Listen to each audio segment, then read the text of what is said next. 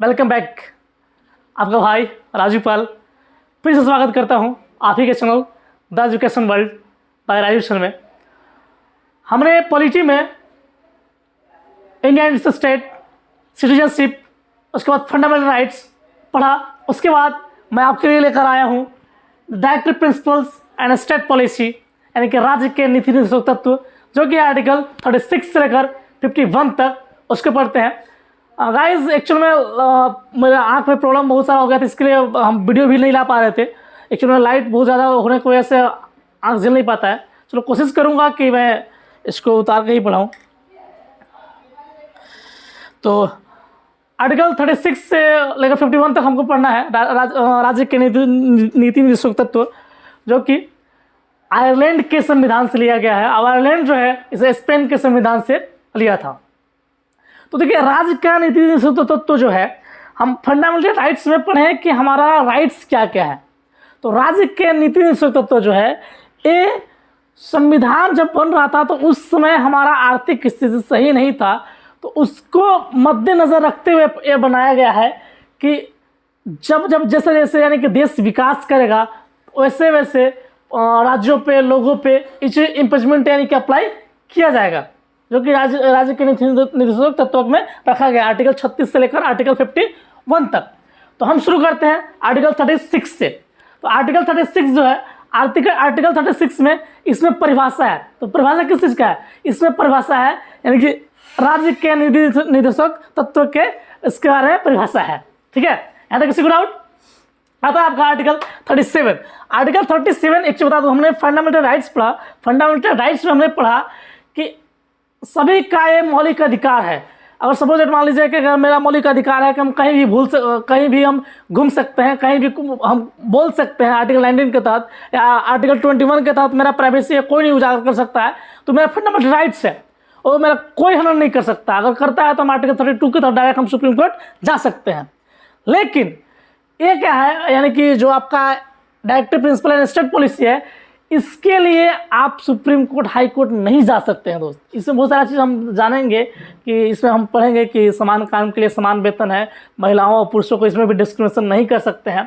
लेकिन इसमें क्या है, पहले बता दिया है स्टार्टिंग में, आर्टिकल 36 में बता दिया है कि इसकी परिभाषा, अब बता दिया है कि यह जो है न्यायालय द्वारा परिवर्तनीय नहीं है। आर्टिकल 37 बताया है कि यह न्यायालय द्वारा क्या परिवर्तनीय नहीं है। कहने का मतलब है कि न्यायालय द्वारा इसको बदला नहीं जा सकता है। असल में उसमें तक हम सुप्रीम कोर्ट या हाई कोर्ट जा सकते हैं, लेकिन इसमें बता दिया है कि इसमें अब यानी कि इन्फोर्स नहीं कर सकते हैं। जैसे जैसे सरकार, जैसे जैसे राज्य की सरकार, केंद्र की सरकार जैसे जैसे बिल्ड करेगी, वो अपने इच्छा के अनुसार इम्पीचमेंट कर सकते हैं या नहीं कर सकते। जैसे कि हम लोग इसमें पढ़ेंगे, जैसे कि आप राशन कार्ड आपके पास है, ठीक है, या वृद्धा पेंशन मिलता है बुजुर्गों को, तो इसी के तहत यानी कि DPSP के तहत, इसको शॉर्ट में यानी कि DPSP कहते हैं।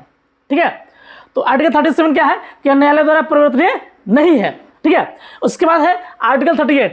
आर्टिकल 38 क्या है? देखो, एक्चुअल में जब DPSP बना था तो उसमें का टारगेट भी यही था कि मतलब कि सामाजिक, आर्थिक और राजनीतिक में समन्वय बनाए रखने के लिए इसको लाया गया था। ठीक है, तो आर्टिकल 38 क्या है कि सामाजिक, आर्थिक और राजनीतिक न्याय की स्थापना करना। तो इसका मतलब क्या है? इसका मतलब है कि सरकार का दायित्व होगा कि सरकार जो है सामाजिक, आर्थिक और राजनीतिक न्याय की स्थापना करे। जैसे कि आपको राशन कार्ड दिया जाता है, ठीक है, इससे क्या होता है, यानी कि समाज में यानी कि आर्थिक ग्रो अप करे, ठीक है, समाज में है जो समानता का रहे, बना रहे, ठीक है। या फिर वृद्धा पेंशन मिलता है, इससे क्या होता है, यानी कि समाज में समानता बना रहे, ये आर्टिकल 38 के तहत। तो इसीलिए पता है, अगर सरकार आपको, राज्य सरकार राशन कार्ड, अगर राशन मान लीजिए बंद कर दी, नहीं दे रही है, तो आप उस पर यानी कि ऑब्जेक्शन नहीं लगा सकते हैं कि हमको राशन क्यों नहीं दे रहे हो। हाँ, अगर सरकार ने नियम चलाया है कि प्रत्येक लोगों को राशन दिया जाए, तब तो दायित्व है कि राशन मिलेगा। अगर सरकार ने दायित्व बनाया कि राशन नहीं मिले, अगर कि सरकार अगर बंद कर दिया कि नहीं, अभी जो है, अभी के हिसाब से राशन नहीं देना चाहिए, तो ये कोई दिक्कत नहीं है, यानी कि सरकार जो है कि राशन नहीं देगी, आप उस पर इन्फोर्स नहीं कर सकते हैं। ठीक है, आई होप सबको समझ में आ रहा है, मज़ा भी आ रहा होगा, मज़ा लीजिए, खुल के एंजॉय कीजिए मेरे दोस्त। ठीक है, आगे फिर क्या है, आगे है आर्टिकल 39। आर्टिकल 39 क्या है? आर्टिकल 39 है कि संसाधनों का उचित वितरण। संसाधनों का उचित वितरण कहने का मतलब है, किसका तात्पर्य है कि संसाधनों का संकेंद्रण नहीं होना चाहिए, ये विकेंद्रण होना चाहिए। संकेंद्रण मतलब कहने कि किसी एक के पास पावर नहीं होना चाहिए, ठीक है, सबके पास पावर थोड़ा थोड़ा संसाधन बटा होना चाहिए। ऐसा नहीं कि कोई अगर कोई बहुत बड़ा सुपीरियर है, अगर मान लीजिए सपोज मान लीजिए कि अगर ऐसा देखा जाए कि पंचायत में या सरकार में ही कोई एक ऐसा प्रावधान आया, ठीक है, ऐसा नहीं कि कोई संसाधन का अकेले कोई उपयोग कर लिया, दबंग प्रवृत्ति नहीं। सरकार का दायित्व है कि देखना है कि सभी लोग संसाधन ले पा रहे हैं कि नहीं, इसीलिए क्या बताया है कि संसाधनों का उचित वितरण होना चाहिए। इसका तात्पर्य है कि संसाधनों का संकेंद्रण नहीं हो और सभी लोगों में संसाधन की का उचित मात्रा में वितरण किया जाए। ऐसा नहीं होना चाहिए कि किसी एक व्यक्ति के पास सारे संसाधन हो और बाकी लोगों के बिना संसाधन के रहे। ऐसे में ये आर्टिकल 39 और आर्टिकल 39 क्या कहता है, आर्टिकल 39 कहता है कि समान कार्य के लिए समान वेतन, समान कार्य के लिए समान वेतन, मतलब इसका मतलब है कि स्त्री और पुरुष में समान कार्य का समान वेतन हो। जिसे कहने का मतलब है, मान लो अगर हम टीचर हैं और मेरी मैडम जो है वो भी टीचर है, तो अगर मान लो कि मेरा तनख्वाह जो है, अगर मेरा तनख्वाह 80,000 रुपये अगर महीना है, तो उसमें है कि अगर हम पुरुष हैं, हम पुरुष वर्ग के हैं, तो हमको 80,000 महीना मिल रहा है। तो अगर एक महिला भी टीचर अगर है तो उसको भी क्या दायित्व है, अगर सेम संस्थान में पढ़ा रहा है तो 80,000 उसको मिलना चाहिए, ठीक है, यानी कि समान काम के लिए समान वेतन, ठीक है। ये आर्टिकल 39 के तहत असल में समान काम के लिए समान वेतन यानी कि मिलना चाहिए, ये आपका यानी कि डीपीएसपी यानी कि अधिकार देता है, ठीक है। सबको देखिए, मैं बार बार बोलता हूं कि अधिक से अधिक आप आर्टिकल 39A, आर्टिकल 39A क्या कहता है, आर्टिकल 39A कहता है कि समान अवसर के आधार पर न्याय देना, समान अवसर के आधार पर न्याय देना। इसको जो है 42वां संविधान संशोधन 1976 के द्वारा जोड़ा गया। मैं बता दूं, देखिए जब भी बोलेगा अगर 42वां कोई चीज़ अगर जोड़ा गया होगा ना, अगर ABCD लिखा है तो यानी कि उसको यानी कि संविधान में बाद में जोड़ा गया है, और जो जोड़ने वाला चीज़ है अधिकांशतः जो है 42वां संविधान संशोधन 1976 के द्वारा। अगर कोई चीज़ हटाया गया है तो जो है 48वां संविधान संशोधन 1978 के द्वारा, इस चीज़ को माइंड में रखिएगा। उसके बाद क्या है, आर्टिकल 40 जो है, आर्टिकल 40 है। दीपक थोड़ा क्लास लेना भाई, करते हैं कॉल ना, क्लास ले रहे दीपक, कॉल करते हैं तुमको भाई। उसके बाद देखिएगा, उसके बाद क्या है आर्टिकल 40। आर्टिकल 40 क्या है ना कि इसमें मतलब कि इसमें ग्राम स्तर पर पंचायत की स्थापना करने के संबंध में उसके बारे में इसमें प्रावधान दिया गया है, यानी कि जो ग्राम पंचायत है उसको यानी कि बढ़ावा देने की बात इसमें कही गई है, वो आर्टिकल 40 में। आर्टिकल 41 क्या है, आर्टिकल 41 है कि इसमें बताया गया है कि कुछ दिशाओं में जैसे कि बीमारी हो गया, गरीबी हो गया, बुढ़ापा हो गया, इस सब में भी यानी कि व्यक्ति को काम पाने का अधिकार है, ठीक है। ये सब भी अगर चीज़ है तो उसमें काम पाने का अधिकार उसमें है। ये आर्टिकल किसके तहत, आर्टिकल 41 के तहत, ठीक है। अगला आता है आर्टिकल 42। इसमें देखिए आर्टिकल 42 में क्या बताया गया है, आर्टिकल 42 में बताया गया है कि इसमें बताया गया है कि जहाँ पर व्यक्ति काम करे वहाँ पर जो माहौल हो ना आसपास का, वो कार्य संगत माहौल होना चाहिए, ठीक है। क्या होना चाहिए, कार्य संगत होना चाहिए, और वहाँ मानवीय दशा होना चाहिए, यानी कि कहने का मतलब कि मानवीय दशा कहने का मतलब जैसे मानव में जो जो एक्टिविटी होता है उस टाइप का वहाँ पे होना चाहिए। ऐसा नहीं कि अब वो हम अगर सपोज मान लो हम स्टूडियो में पढ़ा रहे हैं, तो ऐसा नहीं कि यहाँ पे आके कोई डीजे बजाए या वगैरह गाली गलौज करे, तो ये मेरा माहौल क्या नहीं सही रहेगा ना। तो यानी कि आर्टिकल 42 के तहत मेरा क्या होना चाहिए कि यानी कि जहाँ हम काम करें वहाँ पर कार्य जो हो न्याय संगत होना चाहिए और मानवीय दशा होना चाहिए, अच्छा माहौल होना चाहिए, ऐसी परिस्थिति होना चाहिए कि जहाँ पे व्यक्ति काम कर सके। तो ये आपका डीपीएससी एसपी है आपका अधिकार देता है, ठीक है, और आर्टिकल 42 के तहत, ठीक है। आगे आता है आर्टिकल 43। आर्टिकल 43 क्या कहता है कि निर्वाह मजदूरी, निर्वाह मजदूरी इसका मतलब क्या है दोस्त, निर्वाह मजदूरी कहने का मतलब है कि किसी भी व्यक्ति को ऐसा मजदूरी देना ताकि वो अपना पेट पट्टा भत्ता चल सके, यानी कि उसको किसी को कम मजदूरी भत्ता नहीं देना।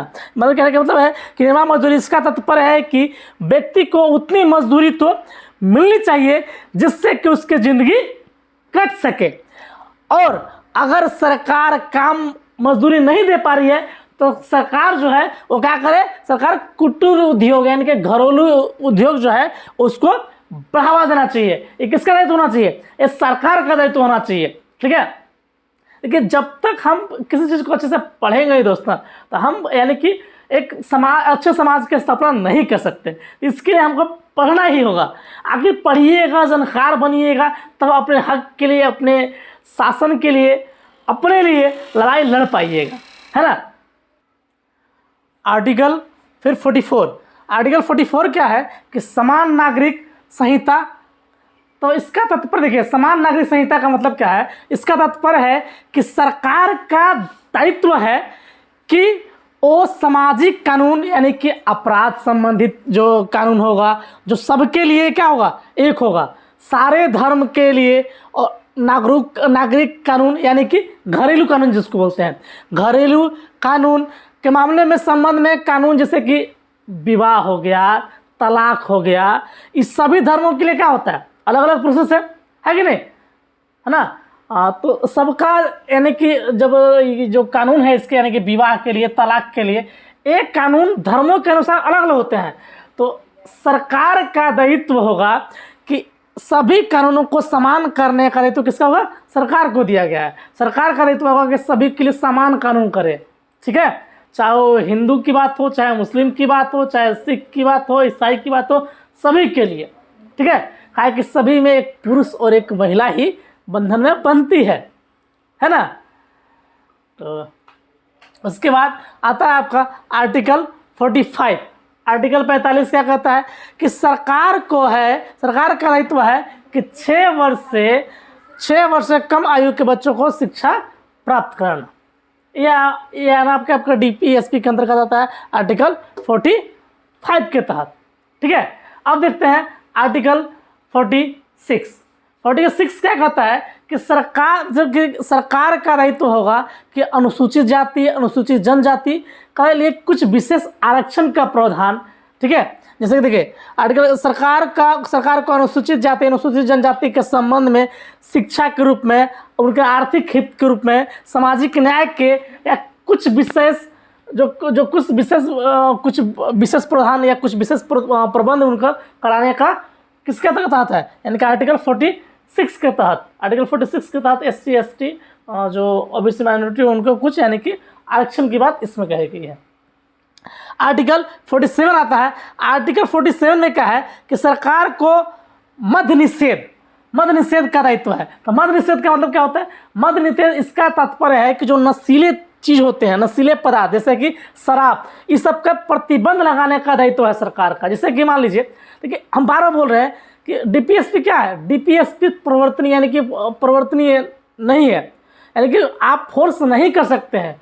ये सरकार चाहेगी तभी हो सकती है।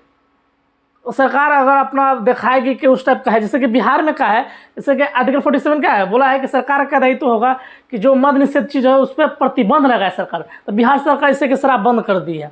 ठीक है, कर दिया ना। अब जैसे हम झारखंड से हैं, झारखंड की सरकार क्या है? झारखंड की सरकार तो खूब दारू बनाओ, खूब दारू बेचो, एकदम जगह जगह पे एकदम इंग्लिश शराब, अंग्रेजी शराब दुकान, ताकि सरकार को शराब से बहुत ज़्यादा बेनिफिट है। तो भाई सरकार तो भाई चाहेगी असल में। और हमारे पीने वाले जो महान हस्ती बहुत सारे ऐसे हैं जो जिनके वजह से आज सरकार की GDP ग्रोथ कर रही है। धन्य हमारी भाग, धन्य हमारे देश के लोग, हमारे देश की सरकार। मैं अपील करना चाहता हूँ इससे तहत कि कम से कम अपने लिए, अपने एक अच्छे देश के लिए जो अगर मद्य निषेध करते हैं, प्लीज़ इस चीज़ को अवॉइड करें। आपका भाई राजू आपसे रिक्वेस्ट कर रहा है। ठीक है, और सरकार तो खुद चाह रही है, लेकिन इसकी मोनोपोलिसी हम लोग को समझना होगा। हम बार बार मैं बोल रहा हूँ कि जब तक समाज शिक्षित नहीं होगा तब तक आप परिवर्तन किसी चीज़ में नहीं ला सकते हैं। ये लिख के ले लीजिए। उसके लिए अगर समाज में परिवर्तन लाना है तो उसका सिर्फ और सिर्फ एक ही चीज़ है, वो है शिक्षा। शिक्षा ही समाज में बदलाव ला सकती है। यह है आपका आर्टिकल 47। ठीक है, आर्टिकल 48 क्या है? आर्टिकल 48 है कि इसमें कृषि, पशुपालन, दुधारू पशु, गाय, भैंस आदि का संबंधित प्रावधान दिए गए हैं और उसमें सरकार को बढ़ावा देने का दायित्व है।